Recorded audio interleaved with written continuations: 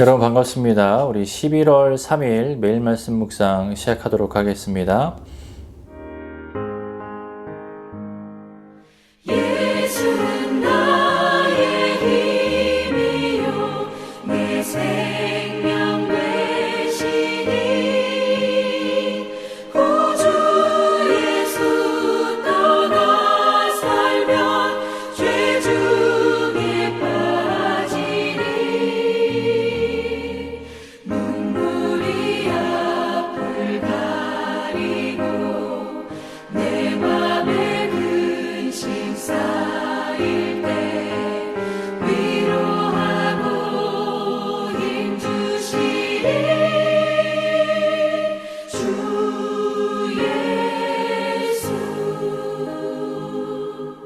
예수는 나의 힘이요 내 친구 되시니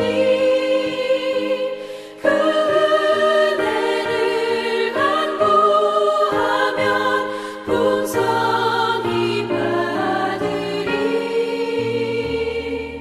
햇빛과 비를 주시니 추수할 곡식 많도다.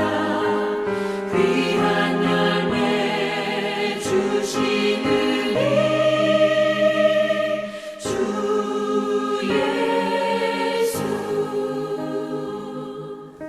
오늘 함께 나눌 말씀은 데살로니가 전서 2장 10절부터 20절까지 말씀입니다. 데살로니가 전서 2장 10절부터 20절입니다. 우리 함께 읽겠습니다.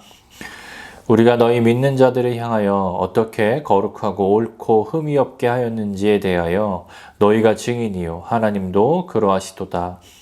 너희도 아는 바와 같이 우리가 너희 각 사람에게 아버지가 자기 자녀에게 하듯 권면하고 위로하고 경계하노니 이는 너희를 부르사 자기 나라와 영광에 이르게 하시는 하나님께 합당히 행하게 하려 함이라.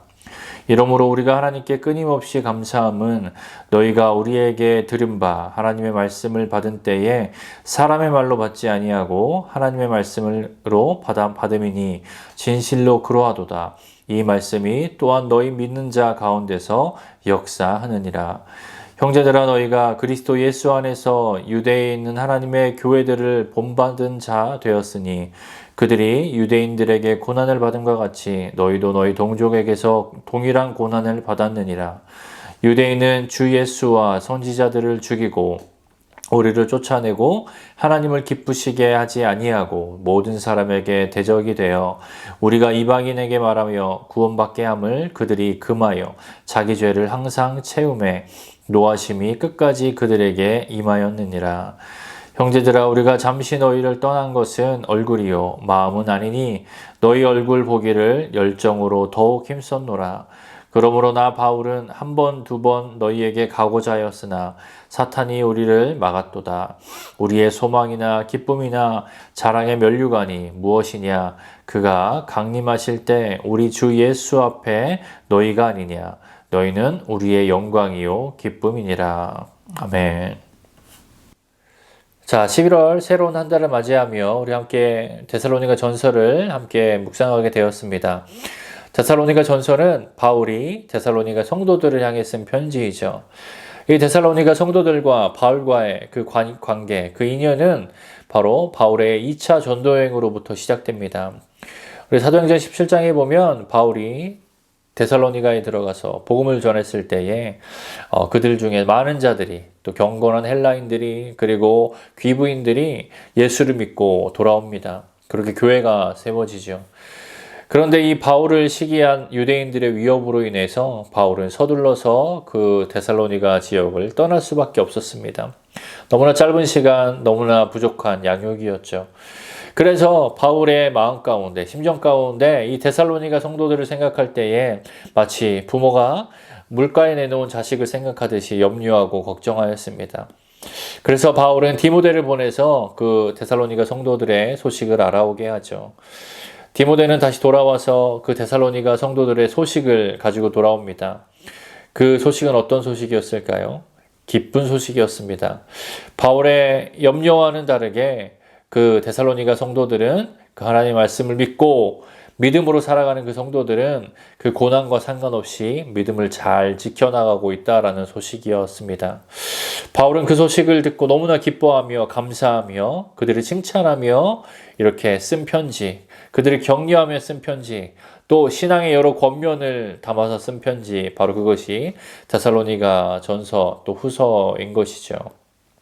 본문 10절부터 12절 말씀에 보면 바울은 자신이 데살로니가 지역에서 했던 그 사역이 흠이 없었노라 라고 얘기합니다.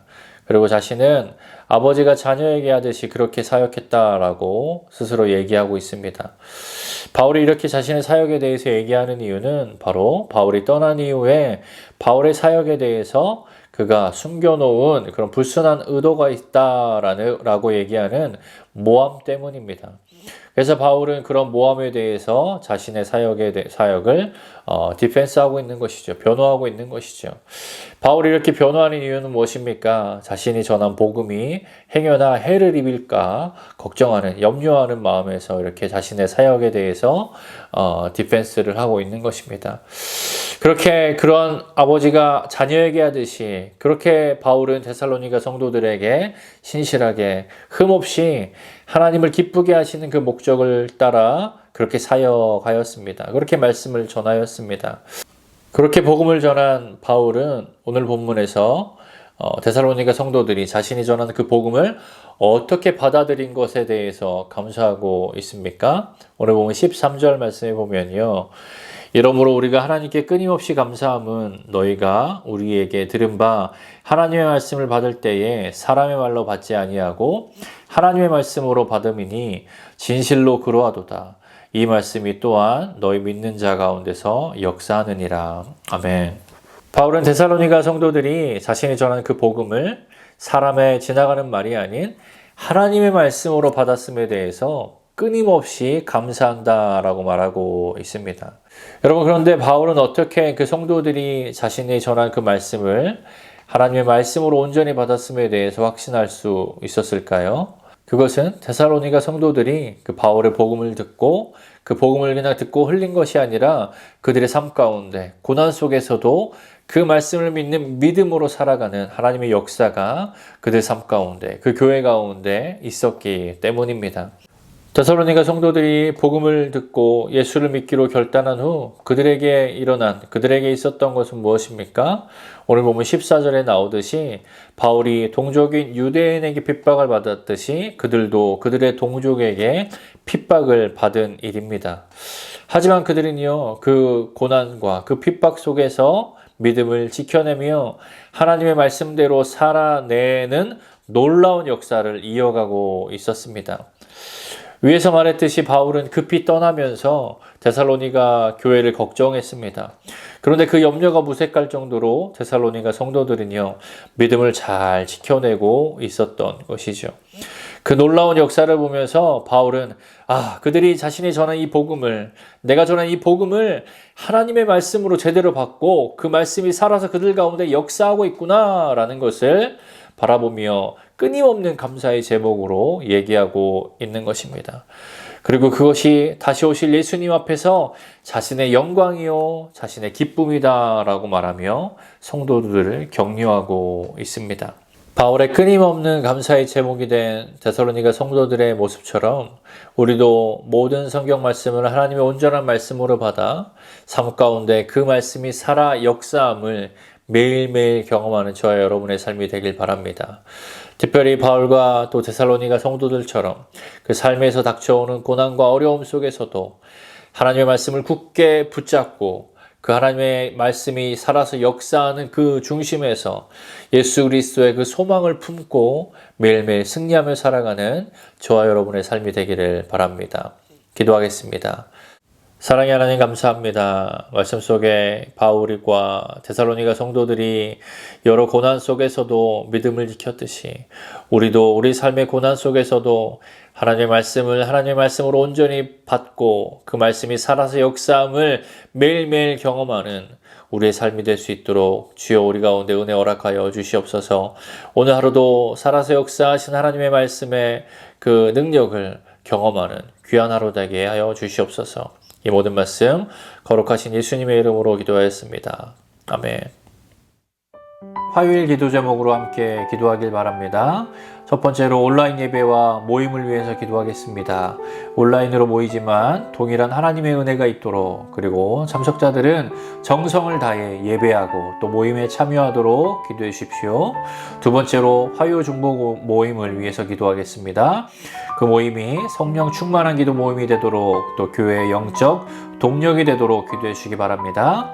마지막으로 선교사님들을 위해 기도할 때에 시국의 임도마 선교사님, 필리핀의 오정유 선교사님, 러시아의 김송종 선교사님을 위해서 그들의 사역과 그들의 가정과 그들의 모든 삶을 위하여서 함께 중보 기도해 주시기를 바랍니다. 기도하겠습니다.